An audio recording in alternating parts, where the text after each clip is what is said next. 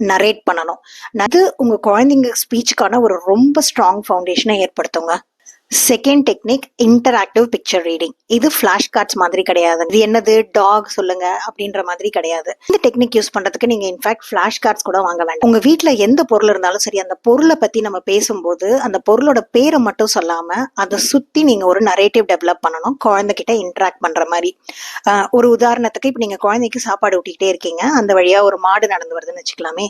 அப்ப அது என்னதுன்னு சொல்லு அப்படின்ட்டு கேட்டுட்டு மாடு அப்படின்னு நம்ம சொல்லுவோம். அதோட அந்த கான்வர்சேஷனை ஸ்டாப் பண்ணாம இதுதான் நம்ம வந்து நேமிங்னு சொல்லுவோம். அது என்னது மாடு.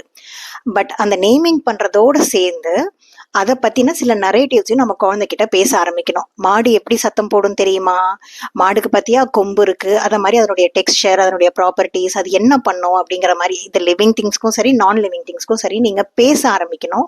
அண்ட் நடுவில் குழந்தைகிட்ட பாத்தியா அதை அவங்களும் ரெஸ்பாண்ட் பண்ற மாதிரி நீங்க வந்து அந்த கான்வர்சேஷனை மாத்தணும். நீங்க இந்த மாதிரி பண்ண பண்ண என்ன ஆகணும் பாத்தீங்கன்னா, நீங்க என்னென்ன விஷயம்லாம் நீங்க சொன்னீங்களோ அதெல்லாம் குழந்தைங்க மனசுல நல்லாவே பதியுங்க.